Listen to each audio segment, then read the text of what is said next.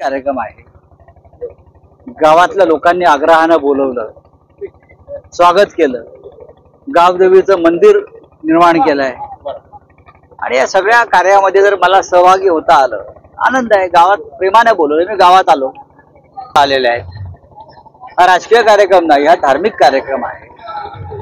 त्या ताई स्वतः आमच्या बरोबर होत्या, त्यांचे पती तुरुंगात आहेत, पोलीस त्यांच्या मागे लागलेले आहेत।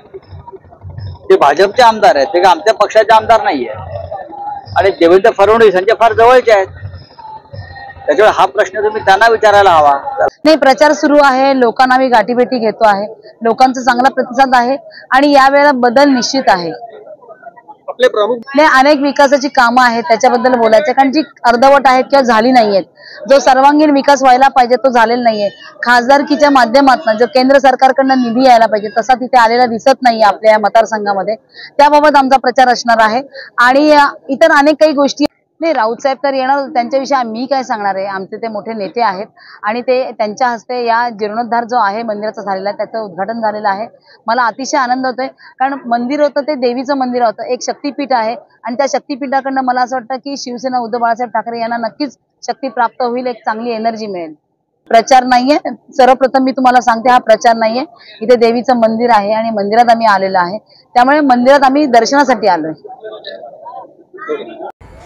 नाही, आमदार गणपत गायकवाड यांच्या मतदारसंघात जो गोरपे गाव आहे तिथे गावदेवी मंदिराचा जीर्णोद्धार होता, त्यासाठी आम्हाला बोलवलेलं होतं।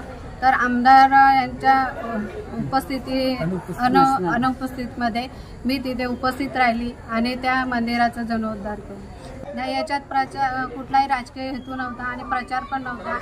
मी एक गृहिणी आणि हे आहे, त्या हेतूने मी तिथे गेले। मोदी भारतीय जनता पार्टीचाच काम करणार आणि याच्या पुढे करत राहणार आणि मोदी साहेबांचा परिवार त्यांचा तो आम्ही त्यांचा परिवार।